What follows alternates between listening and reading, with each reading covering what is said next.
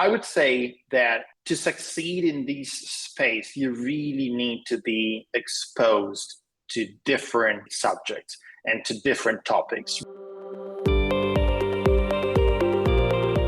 This is The Talent Show, a new podcast series from FT Talent, a hub of innovation from the Financial Times, hosted by under 30s for the under 30s around the world.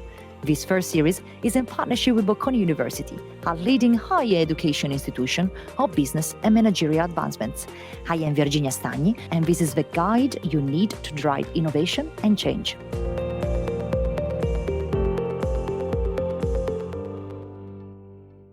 Today, we're focusing on blockchain by talking with an expert who understands how complicated yet fascinating fields such as DeFi, data management systems, and cryptography can intersect. This is for any listener who would like to pursue a career in the growing world of crypto, has a passion for learning about new technologies, or who simply doesn't want to get scammed. Here is our conversation with Francesco Grossetti, professor of blockchain and big data for business decisions at Bocconi University.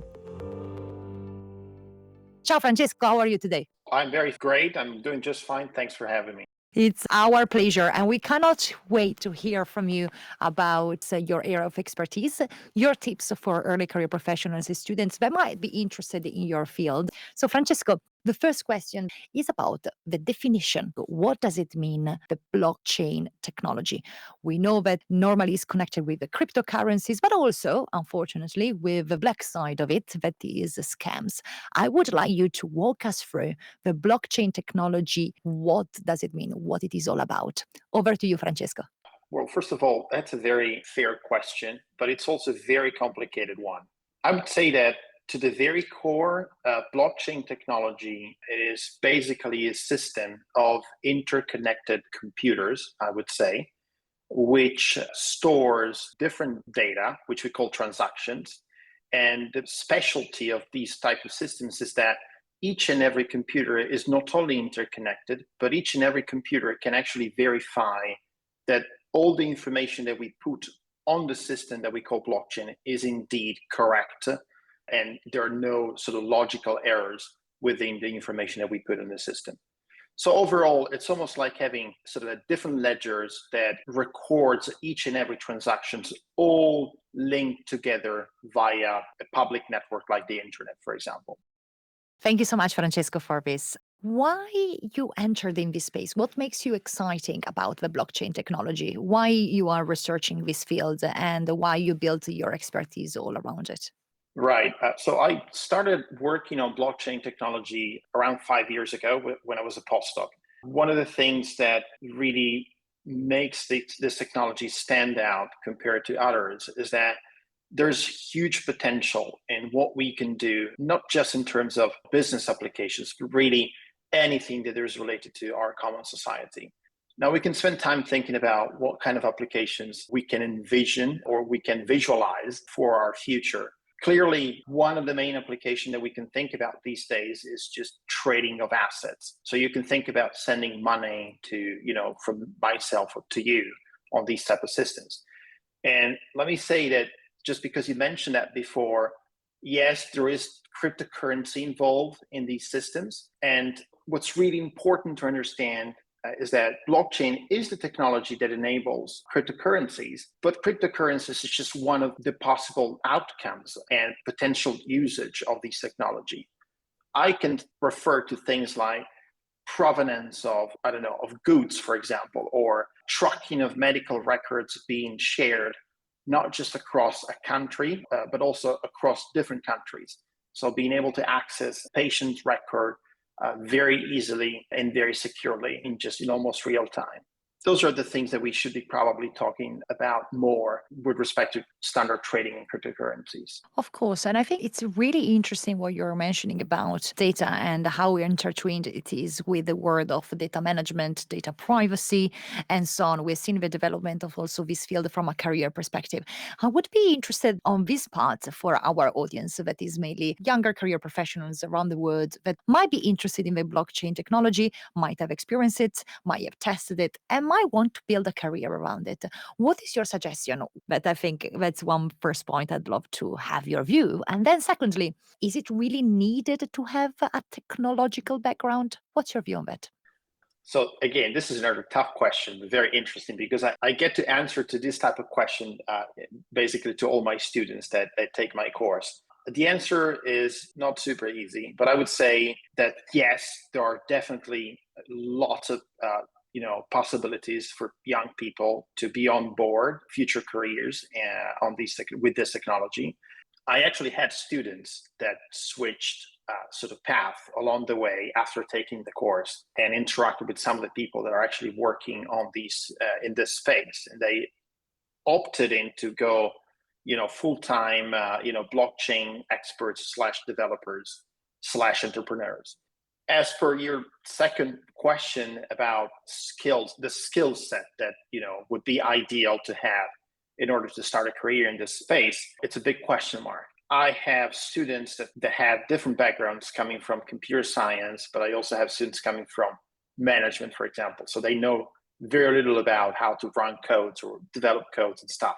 I would say that to succeed in this space, you really need to be exposed to different subjects and to different topics related to both the development of, let's say, more geeky things like codes and smart contracts, but also you have to clearly understand how the business works. And the reason why I'm saying this is because, well, this basically links to your initial question about or comment about scams. There is a lot of issues and concerns about what people actually do within the systems. And so being able to have enough knowledge about what you're going to do next in this type of systems is really, really important. Francesco, this point is really interesting, but I would still like to ask you the people that you've seen maybe from a finance and management background that came into your course and then now, I think quite recently, are looking at a career growth in the blockchain space. Do you have any example that you can share with us of career paths that you found interesting and intriguing from your alumni network? Well, so I have a couple of examples. One is not from the alumni network. So I have a friend of mine who is acting as a guest speaker in one of my lectures. And he's actually a developer. He's head of engineering in one of these blockchain-based companies. It's an hedge fund company. And he is a dropout of computer science.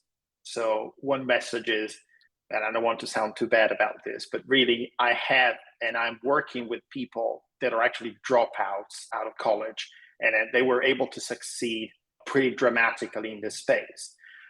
On the other side, I do have a couple of alumni who were hired just recently by one of these startups based in Switzerland. They are now working full-time as either hedge fund managers or blockchain developers in Switzerland. So I would say, you have lots of different cases.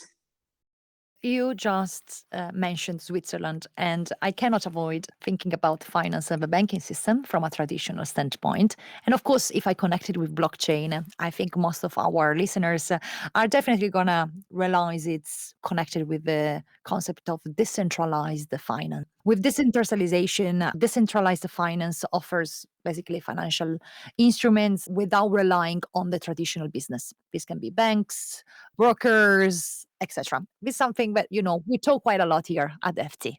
From your perspective, what are the opportunities in this space? And also, what we should be careful about when we are entering in this, of course, I believe full of opportunities space when it comes to investments, but also full of scams. What is your view on that? And let's walk step by step into this very complicated world. Right. This is really, really, really hard. I'll try to be as concise as possible. So let's try to start very quickly about spending 2 cents on what is DeFi or decentralized finance. So you can think about DeFi as, financial operations, but instead of taking place in standard systems that we all know, because we've probably been using those systems in the past, they only took place and they're only eligible when they take place in decentralized systems. Of course, a decentralized system is the blockchain, clearly. And so you can only sort of work on DeFi and interact with these type of things once you are fully on board a blockchain system. Now, what you can do, with these protocols, where there are several things that you can do. I would say the easiest thing that you can think about doing would be just borrowing lending money to, I don't know, another individual, for example, or to a firm potentially. There are other things that you cannot do within the context of standard financial systems, which are called flash loans, for example. The flash loan is an example of something that is really, really complicated to understand and grasp. But it's basically the ability of asking money, meaning borrowing money, doing something with that money that you just borrowed, and then repay the debt in just one single transaction occurring on the blockchain. So of course, I'm referring to the concept of smart contracts, which really plays a major role in today's distributed system. So again, it is not just about cryptocurrency. It is about something that's way wider than just, exchanging tokens. So I would say that this is just to give you a scratch to the surface of what you can do. On the other side, as we all mentioned before, you have to be really smart to be on board of these systems. And you have to really know what you want to do and what the potentials of the technology and the procedures you're using are, and what are the rules of the game, basically. So again, there are people that are investing and making a lot of money. There are many more people that are trying to invest, pretending to make more money. They're not, and they're actually incurring huge losses. Do you need to have a techie background to better understand how blockchain works, or is just a tool, is just a different platform where you can enable some of the bit more traditional financial mechanisms that you see in Wall Street? Well, I will answer with a very simple statement. Knowledge makes you rich. You can define rich whichever way you want, but I truly believe and stand behind this statement. So the more knowledge you have, the better. So if the question is, would you need some kind of technical background to better grasp how this technology works? My answer is yes, of course. Do you need to be a computer scientist to understand, or I don't know, like a cryptographer to understand how the whole system works? Of course not. Would it be better to have some kind of understanding along these lines? I would say most definitely yes. And the reason being that it is true, as you were saying before, there is a huge barrier at the entry point when you want to deal and interact with these type of systems. And so knowing how they work and how they function and what the rules are, which can be very different and very unexpected in comparison to traditional systems, I think that really pays off. At least this is what I see also with my students. They really want to understand and know what's behind buzzwords like smart contracts. And just to be clear, smart contracts are not smart at all. They're just automated by computers. In one sentence, any other advice you would really care to share with younger people thinking about a career involving blockchain?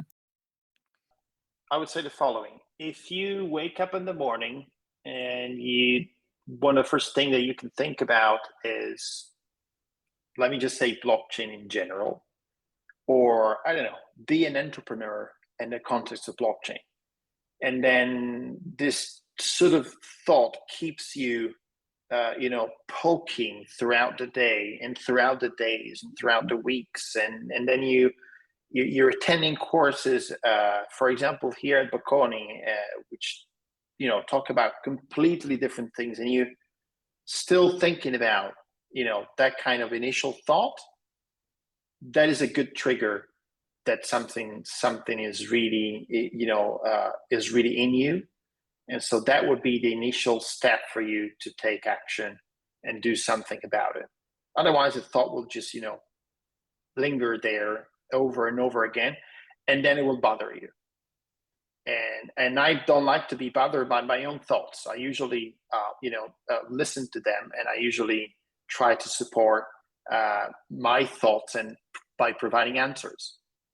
And in my case, the way I do this is to, write papers, scientific papers.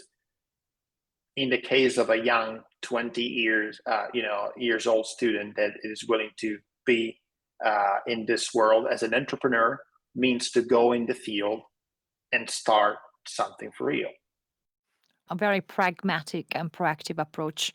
study, read, but at the same time take actions. And if you have a lingering thought about a specific piece of a technology or something that you think you can innovate, improve, or rethink, there is definitely space in the blockchain technology for innovations. Maybe that's a good step and a good journey to start off your entrepreneurial career. So thank you so much for this. What makes this show a bit different is that you have challengers questions. So younger students, early career professionals coming to the show to ask to our experts their own questions. So for you, Francesco, we have two challengers, Alicia and Jersey, that do have these questions for you. Alicia, go ahead. Hello, my name is Alicia Mritzing. I was a participant of the Financial Time Talent Challenge in 2022, and I am more than happy to explore blockchain technologies with Professor Francesco Grossetti in this amazing podcast. I am Polish and Punjabi, and as I was born in Italy but currently living in South Korea, I consider myself as a citizen of the world. I am currently in my last year of university, and I am conducting research for my thesis in Seoul. My question to Professor Francesco Grossetti is: how will the rise and increasing market share of blockchain technology affect social media platforms' business models as decentralization and data ownership will take over centralized systems? How can the right to be forgotten be enforced within such a digital market based on immutability and interoperability? Thank you so much for sharing. Looking forward to hearing from you. Thanks, Alicia. These are very interesting questions, and I think these are very central questions when we talk about new technology, and particularly blockchain. So I want to mention something that is, again, another trending word on Google, which is Web3. Web3 ideally should be a way for us to basically possess our own data that are spread all across the internet again. And this is something that is slightly different with respect to the standard web that we have today. And so to answer your question about, how blockchain technology will affect social media platforms, I think that they will have to be really, really on board if something that like Web3 will actually kick in and will be something for real, will be something that we can interact with on a daily basis. As far as I am concerned these days, there's no such thing. So when you interact with social media, you are basically pledging to them and say, okay, I trust you as an entity, and whatever I do on your platform, at the end of the day, will be stored in your own servers, and there's nothing I can do about it. Do I like this? No, I don't like it. And I would really like to have a way to regulate and interact with, everything I do on the web, including data that is basically given to these platforms, which basically leads to the second part of your question, which is related to the right to be forgotten. So I'm not sure I can provide a full answer to that, because if we talk about distributed systems in the form of blockchain, it is true that they are immutable. So once you add any bit of information to them, you can't just really get rid of it. You can't get rid of it, but if you scroll down the history of all the transactions, you will see the initial bit of information being there. So I think it's a technological problem. It's a technological challenge which we need to overcome. And I think that if we all work in such a way to have shared systems which are regulated all across the board, then we will be able to have, again, things like right to be forgotten in such a way that it really works and it does not stay in the hands of big players that are on the web. Thank you so much, Francesco. The second question is from Jersey. Hello, my name is Jerzy Różycki. I participated in the 2021 edition of the Financial Times Talent Challenge. I'm from Warsaw, but currently living and studying in Milan.